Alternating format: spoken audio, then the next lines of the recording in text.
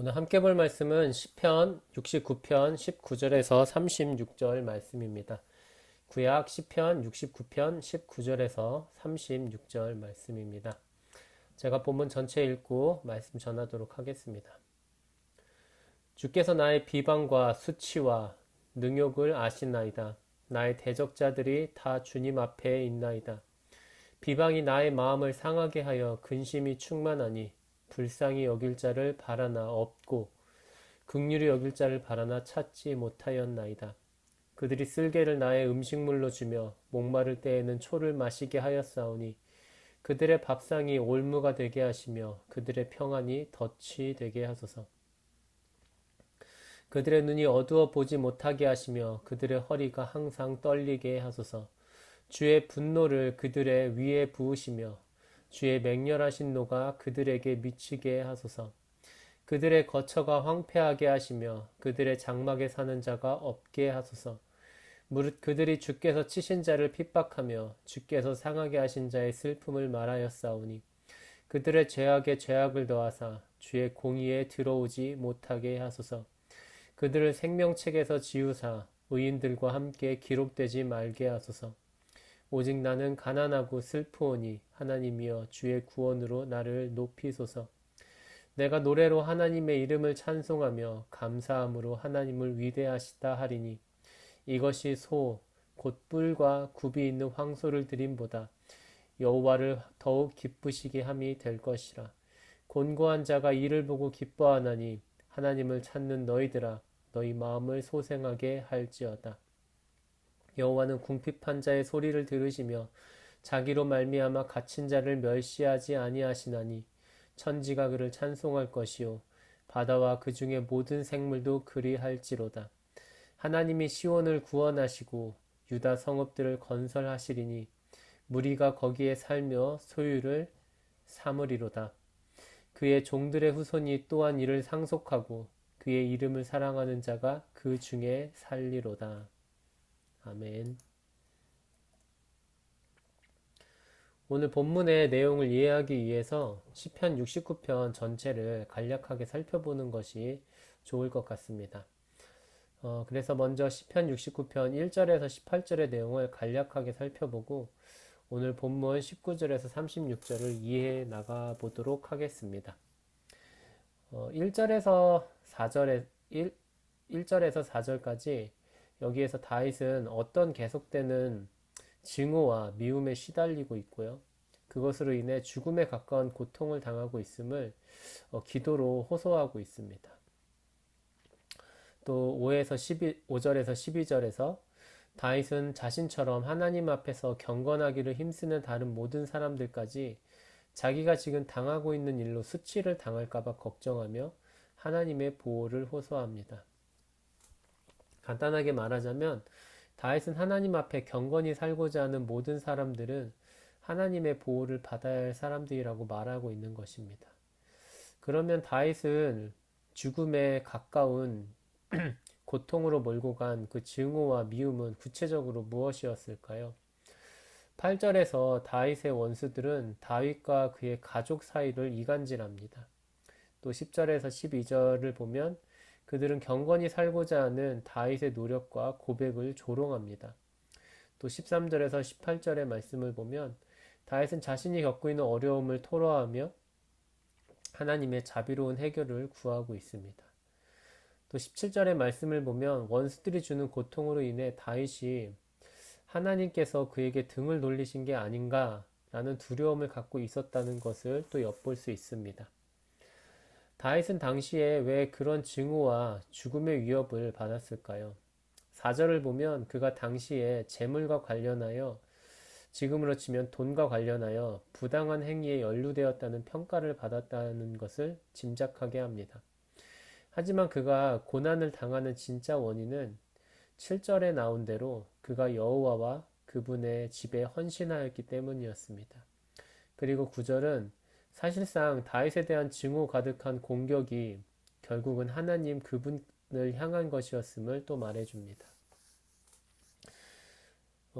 다윗의 원수들은 다윗만 증오한 것이 아니고 다윗을 증오한 것 자체가 결국에는 그가 경외하고 또 사랑하고 또 찬양하는 하나님을 향한 모독이었다는 것을 말해주고 있다는 것이죠.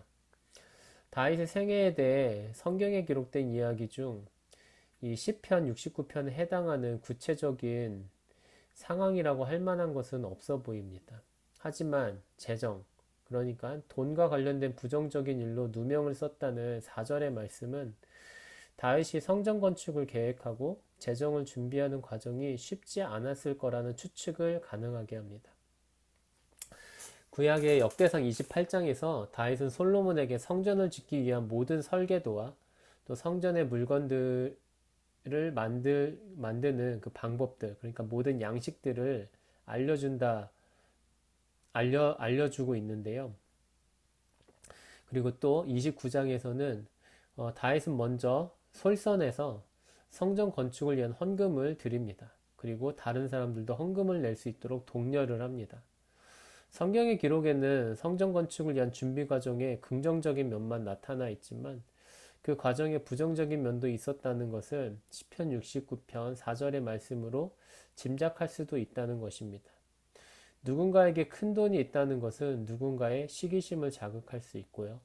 또 성전을 짓는 일 외에 다른 국가적 사업에는 소홀한 것에 대해 누군가 불만을 가질 수도 있으니까요. 실제로는 다윗이 쌓은 부에 대한 시기심에 불과하고 다윗의 신앙에 대한 조롱에 불과했지만 그것을 나라와 백성을 위한 걱정으로 포장하는 사람들이 있었을 수도 있다는 것입니다. 다윗의 원수들이 다윗의 신앙을 조롱하고 결국에는 하나님까지 모독했음에도 불구하고 그들이 평안하게 밥상에 앉을 수 있었던 이유는 그들이 자신들을 나라와 백성을 걱정하는 사람들로 포장했기 때문이었을 것입니다. 그래서 다윗은 앞서 자신의 억울함과 하나님의 자비로운 해결을 구하는 기도에서 끝나지 않고 하나님과 하나님의 경건한 백성들을 조롱하면서도 겉으로는 착한 척으로 자신들을 포장하는 자들에 대한 심판을 구하는 기도를 합니다. 우리는 이런 기도를 하나님의 공의를 위한 기도라고 부를 수 있습니다. 그리고 오늘 본문의 말씀이 그 공의를 위한 기도에 해당합니다. 19절에서 21절의 말씀을 보면 다윗은 자신의 억울함을 다시 말씀드리고 있는데요. 그 원인이 그의 원수들의 악독함에 있음을 또 고발합니다. 다윗의 원수들은 비방으로 그의 마음을 상하게 했고요. 또 어느 누구에게도 그가 불쌍히 여김을 받지 못할 정도로 악평을 했습니다. 그것은 줄이고 목마른 사람에게 쓸개를 먹을 것으로 주고 또 식초를 마실 것으로 주는 무자비한 행동에 비유되고 있습니다. 22절에서 25절 말씀을 보면 다윗의 원수들이 어떤 벌을 받아야 할지에 대한 호소가 나옵니다. 여기에서 그들이 받아야 할 벌은 전에 그들이 다윗에게 행한 일들이었습니다. 다윗은 평안히 밥상에 앉을 수도 없었고 눈이 어둡고 허리가 떨리는 쇠약함에 시달려야 했을 것입니다. 또 다윗은 자신의 가족들에게도 외면을 당해야 했습니다. 그렇기 때문에 거처가 황폐하게 되고 장막에 사는 자가 없게 되는 것은 그의 원수들이 당연히 받아야 할 벌이었습니다. 26절에 고발된 다윗의 원수들의 모습은 그들의 잔인하고 무자비함을 나타냅니다. 무릇 그들이 주께서 치신 자를 핍박하며 주께서 상하게 하신 자의 슬픔을 말하였사오니, 이미 큰 고통과 슬픔에 빠진 사람을 위로하고 도와주기는커녕 더 괴롭히고 조롱하는 사람들을 우리는 어떻게 불러야 할까요?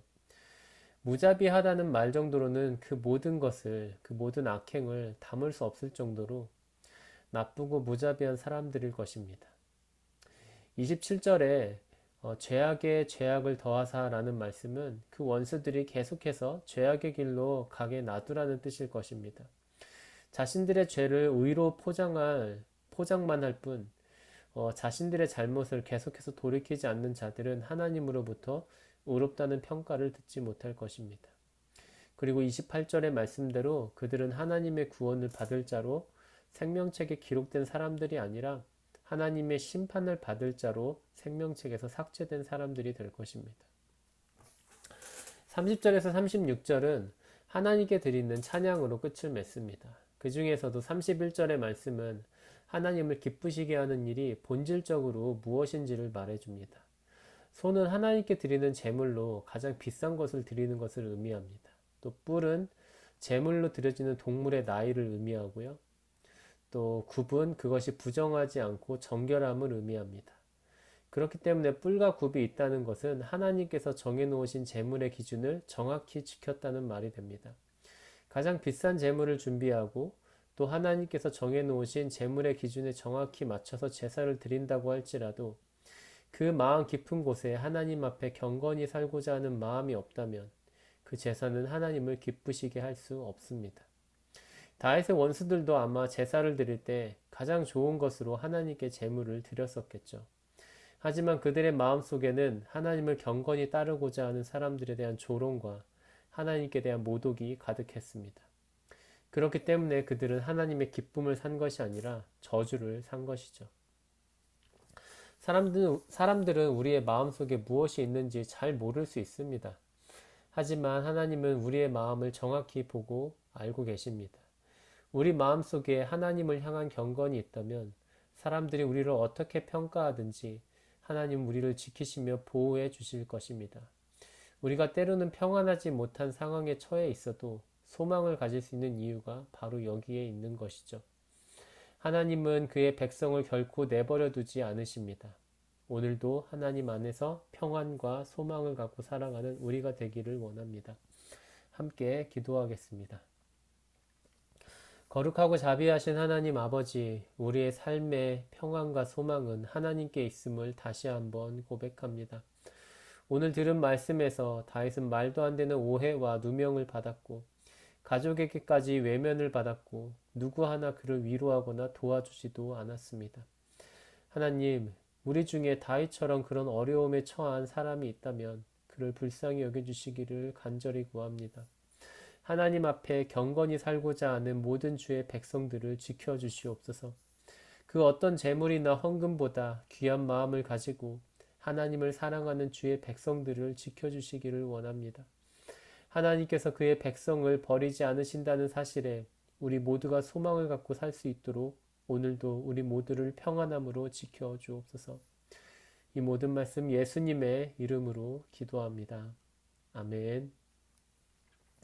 하늘에 계신 우리 아버지여, 이름이 거룩히 여김을 받으시오며 나라의 임하옵시며 뜻이 하늘에서 이루어진 것 같이 땅에서도 이루어지이다. 오늘날 우리에게 일용할 양식을 주옵시고 우리가 우리에게 죄 지은 자를 사하여 준 것 같이 우리의 죄를 사하여 주옵시고 우리를 시험에 들게 하지 마옵시고 다만 악에서 구하옵소서. 대개 나라와 권세와 영광이 아버지께 영원히 있사옵나이다. 아멘.